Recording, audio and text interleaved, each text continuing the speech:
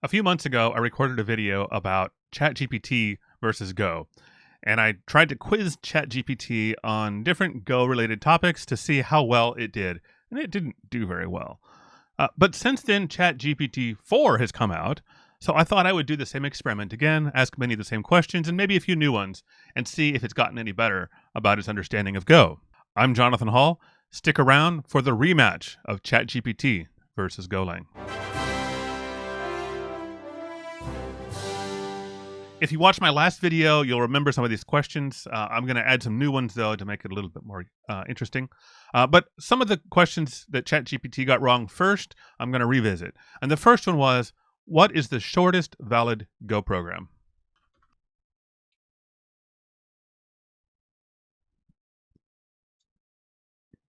ChatGPT-3 got this one wrong and said that it was just a file with the package main in it. It didn't mention the function. ChatGPT-4 gets this one right. The shortest valid Go program is a file with a .go extension with a line package space main and then an empty main function. That's it. That's the shortest valid Go program. Good job, ChatGPT-4. Next, I wanted to test ChatGPT on its ability to reason about divide by zero errors and things like that. So I asked ChatGPT to create a program that divides 10 by 0. ChatGPT-3 got this one essentially right. The error message it said it would produce was off by a little bit, slightly different wording, but substantially correct. GPT-4 does just as well, I would say. It does produce a program that attempts to divide 10 by 0, and it correctly identifies that it will panic. In my past video, I asked ChatGPT how I could get JSON.marshal to generate an error. And it gave several answers, and one of them was wrong. Let's see if GPT-4 does any better. How can I get JSON.marshal to return an error in Go?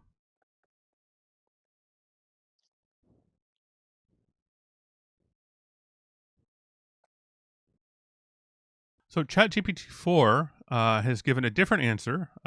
It's substantially similar to one of the answers GPT-3 gave. ChatGPT-3 suggested using a channel type as something that's not marshalable, which serves the same purpose. GPT-4 here is telling us to use a struct with a field of function type, which also is unmarshalable. So that's correct. ChatGPT-3 gave additional answers, and let's explore some of those here with ChatGPT-4 as well. ChatGPT-3 also told me that I could create an error with the JSON.marshal by using a circular reference, and I proved that that was true. I demonstrated that. The other example it gave, which I'm going to explore here, is it said to provide a data structure with a field that has a name that cannot be encoded as a JSON string. And I don't think that's possible to do in Go. I challenged the viewers of my other video to give me a counterexample, and nobody has yet. So I don't think this is possible, but I'm going to see if ChatGPT-4 can explore this concept with me and maybe find an example of a field name that is valid Go, but invalid in JSON.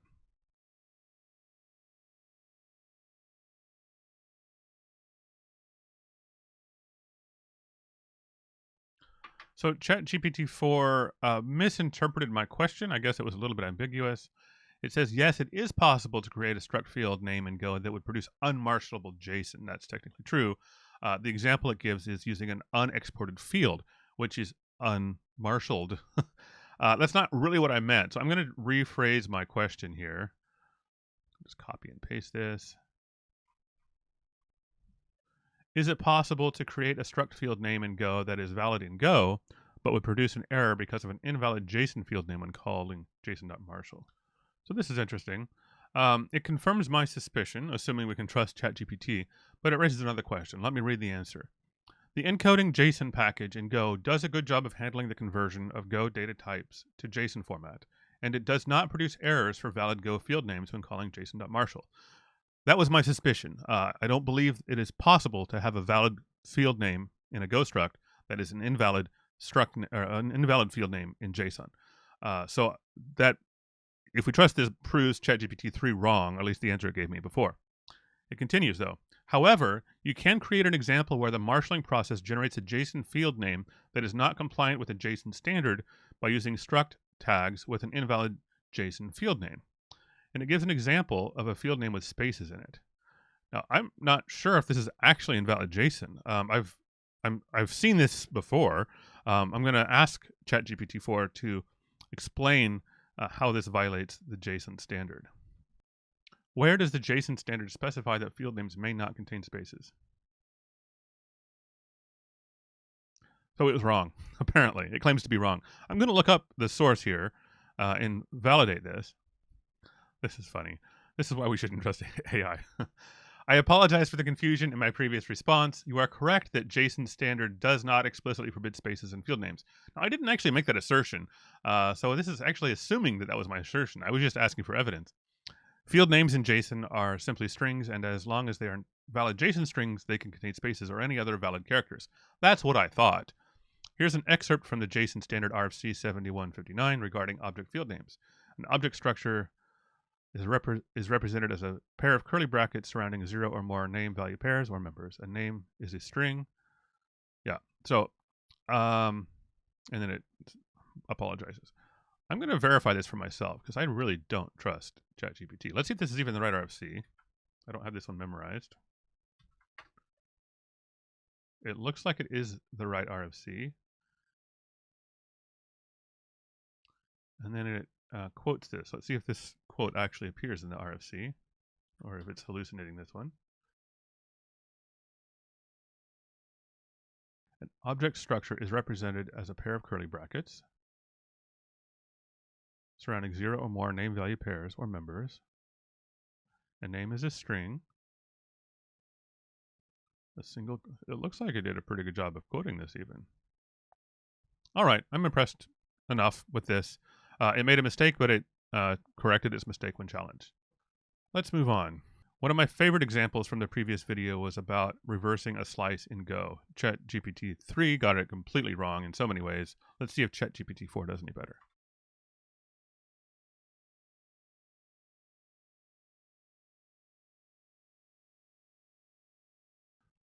In Go, you can reverse a slice by swapping the elements from the start and the end, then moving toward the middle. Here's an example of how to reverse a slice of integers. So this answer is substantially similar to the correct answer I gave in my previous video, which I actually got from the Golang slice tricks link, which will be in the description below. So this is the answer that I presented, and other than ordering the loop slightly differently, this one counts down and ChatGPT-4 counts up, but otherwise it's the same logic. So I think that's a good one. ChatGPT-4, you're doing much better than your ancestor. Moving on to the final question I'm going to revisit from ChatGPT-3. How can I mock time.now in Go?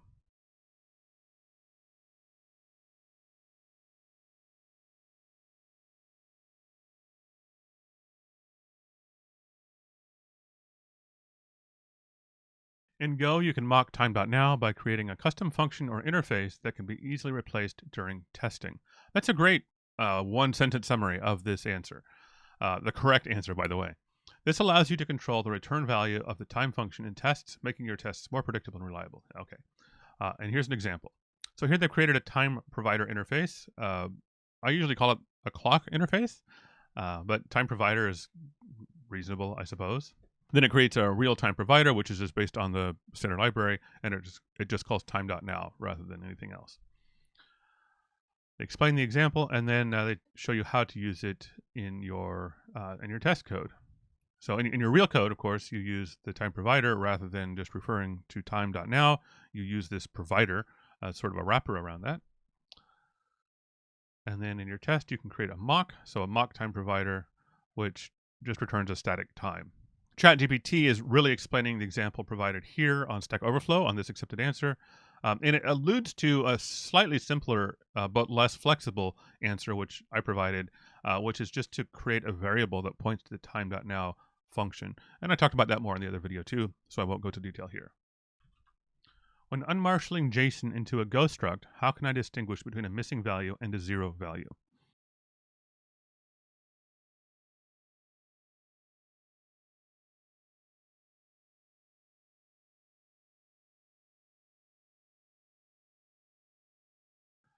And here's the answer. In order to distinguish between a missing value and a 0 value when unmarshaling JSON into a Go struct, you can use pointers for the struct fields.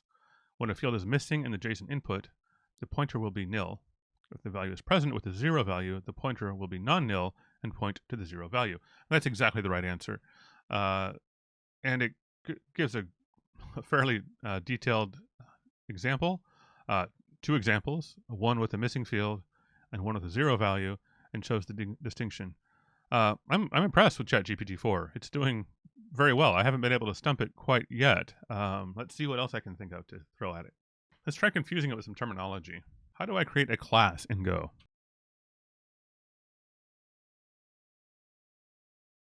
Go is not a class-based object-oriented language like Java or Python. That is true. Instead, Go uses structs and methods to achieve similar functionality. That's correct. I don't need to go through the details here. It just demonstrates creating a struct with the dubious name of my class. Let's see if it picks up on the fact that Go doesn't really do typecasting in this question. How do I typecast an integer to a string in Go? Correctly identifies that you can't directly typecast an integer to a string. That's actually true in virtually any language. You have to do a conversion because the underlying data is not compatible between those two types. Let's see if I can trick it with a string to byte slice conversion.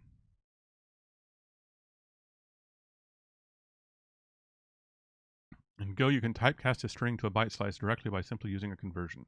That's not strictly technically true. This actually includes a data copy because Go doesn't natively support true typecasting, which is basically using the same memory location but with a different type around it. That's not possible here. It is possible with the unsafe package in pointers and stuff like that, unsafe pointers, but it's not part of the language itself. It's not something you should be doing. Let's see if I can convince it that that's wrong.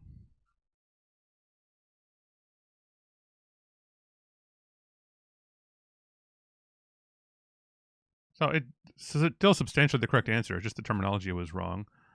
Most people will never care about that difference, but it does matter on a technical level for the reasons I just explained. That typecasting is a specific type of operation that doesn't actually happen in Go.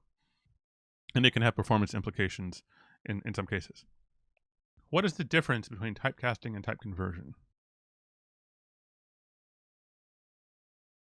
The terms typecasting and type conversion are often used interchangeably, but they can have different meanings depending on the programming language. That's exactly correct. Typecasting usually refers to an operation where you explicitly instruct the compiler to interpret a value of one type as if it were a value of another type, without actually changing the underlying representation. And that's the key. And that's something that Go does not do, except in rare situations or when using, as I said, the unsafe package. Let's see how well ChatGPT understands slicing of strings. In particular, it's not possible to take the address of a particular character or range of characters from a string, as you'll see in this example here when I run. So here I've defined S to be a string that contains this value, and here I define X to be a pointer to the first character of that string, and then I try to print that, and this will fail, and you'll see why. You cannot take the address of S0 because you can't take the address of a slice from a string. And the reason for that is because strings are immutable. And if you have the address to it, you could change it, thus violating the rule that strings are immutable. Let's see if ChatGPT understands this.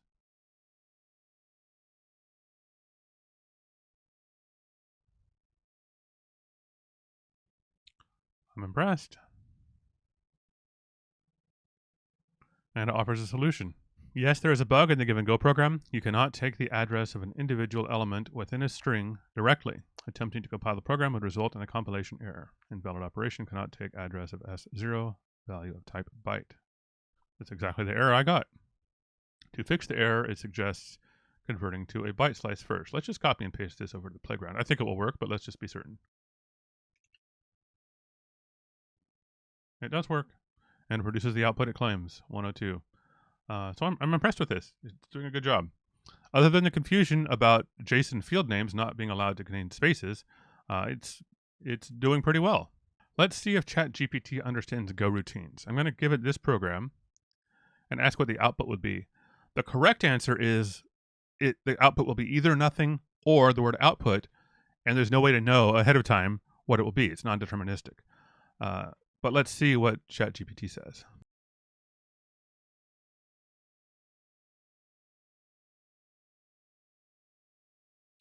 The given Go program starts a new Go routine to execute the fmt println function. However, the program exits immediately after starting the Go routine because the main function does not wait for the Go routine to complete.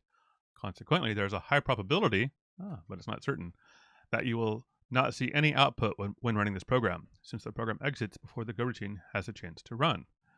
To see the output from the Go routine, you can use a synchronization primitive, etc. Great, that's a good answer. There is a high probability, but it's not certain that you will have no output. So perfect answer. Let's see how well ChatGPT understands file structure. The question is, when programming in Go, what is allowed before the package statement at the top of a .go file? And there are a few different answers. Obviously, a comment or group sets of comments are allowed before there. Build tags are allowed before there. Let's see what it says.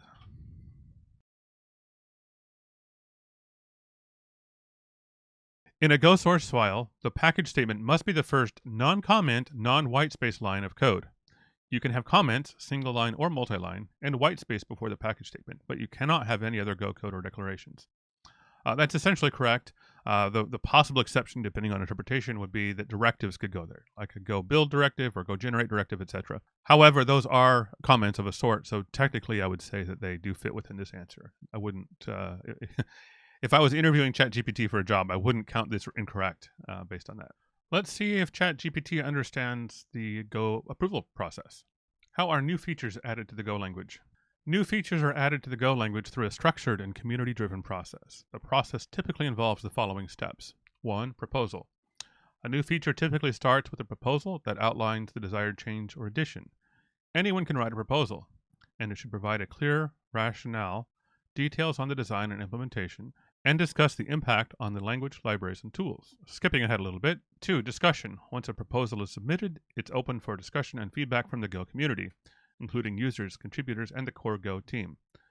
This process helps refine the idea, etc. Number 3, decision. After thorough discussion and consideration, a decision is made by the Go language maintainers and the core team, often led by the language creators, Rob Pike, Ken Thompson, and Robert Gresimier. I'm not sure how involved they are in all of this at this point. I suppose it depends on what the feature is. I certainly haven't seen them very active on the issues I've been tracking, but that doesn't mean they aren't involved on other issues. Number 4, implementation. If a proposal is accepted, the implementation work begins. This may involve changes to the Go compiler, standard library, or the tools, etc. And finally, 5, release. Once the implementation is completed and reviewed, it is merged into the Go repository. New features are usually introduced in a new major or minor release of the language. It's a pretty good summary. If you're interested in more details on this, I have a video coming out about a proposal I made 2 years ago, and that was recently merged into the Go and should be included in Go 1.21. So I'll have a link to that up here and in the description below if you're interested in watching that video. Let's quiz ChatGPT on some random questions from Stack Overflow. Let's see what this is. I haven't even read the question. How to write a get endpoint in Gen that lets the user download a file plus metadata in JSON format. Let's see what ChatGPT says. I have created an endpoint that allows users to upload a file plus metadata in JSON format and store them, but I have some problems creating a get endpoint that allows a user to download the file and metadata in JSON format in one call. I wrote below code that returns JSON metadata plus file, but the JSON is added at the beginning of the file, not as a separate object. Okay, so the person asking the question is just dumping JSON followed by a file, which obviously won't work. ChatGPT suggests that they could base64 encode the file as part of the content. Yeah, that would work. So the metadata and the file are basically two values within a larger JSON object. That would work. It's not very efficient. Let's see if it does anything more than that. It does talk about how base64 increases the size. Yeah, so that would work. That's not a good answer, probably. A better answer is probably, depending on what the metadata contains, putting it in headers or using a multi-part related content type. That's not really Go related though, but it's interesting that ChatGPT gave a technically correct answer. So in summary, I'm pretty impressed with ChatGPT-4 actually, and its knowledge of Go. It's vastly superior to ChatGPT-3. It didn't give any blatantly wrong answers like GPT-3 did. And the only slightly wrong answer about JSON marshaling wasn't even about Go, although it still is important, and it was able to identify its mistake when challenged.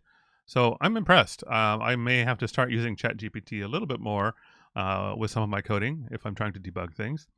I'm curious, how have you been using ChatGPT with your coding in Go or otherwise? Leave a comment below. Let me know your experience, and maybe I'll do a follow-up video in the future.